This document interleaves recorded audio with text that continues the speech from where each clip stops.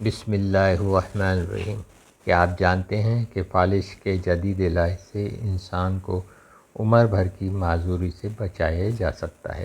جی ہاں، آج ہم بات کریں گے میڈیکل سائنس کی ایک حیران کن اور انقلابی دریافت کے بارے میں، جس نے اب تک بے شمار لوگوں کو فالج کے بعد کی مستقل معذوری سے بچایا ہے۔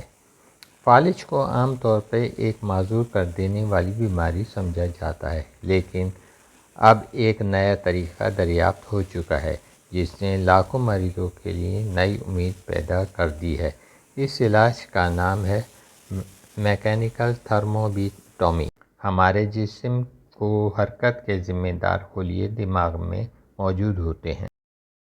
فالج کی صورت میں ان خلیات کو خون کی فراہمی کرنے والی شریانوں میں خون کا کلوٹ جم جاتا ہے، جس سے خون کی روانی رک جاتی ہے اور دماغی خلیے مردہ ہونے لگتے ہیں۔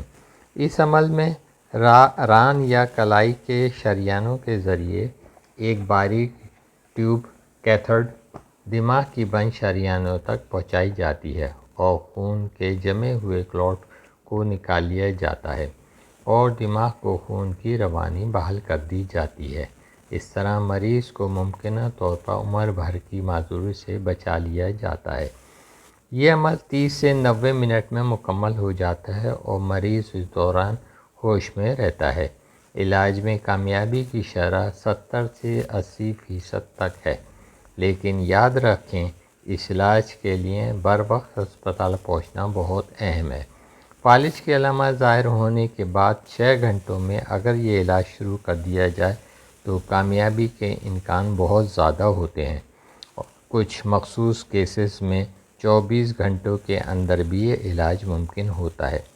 اگر کسی علاقے میں اس علاج کی سہولت موجود نہیں ہے تو RTPA انجیکشن لگوانا چاہیے، جو خون کے کلوٹ کو گھولنے میں مدد دیتا ہے اور معذوری کا خطرہ 30 سے 40% تک کم ہو جاتا ہے۔ کئی صورتوں میں یہ دونوں علاج ایک ساتھ بھی شروع کیے جا سکتے ہیں، لیکن علاج کا بروقت ہونا بہت ضروری ہے۔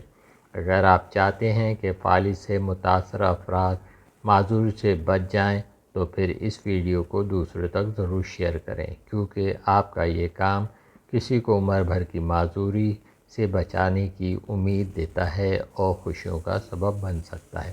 کراچی میں یہ علاج کارڈیو میں، آغا خان میں اور طبہ ہاسپٹل میں کیا جاتا ہے۔ ایسی معلوماتی ویڈیوز حاصل کرنے کے لیے آپ ہمارے چینل کو سبسکرائب کریں، لائک کریں اور شیئر کریں۔ شکریہ۔ السلام علیکم۔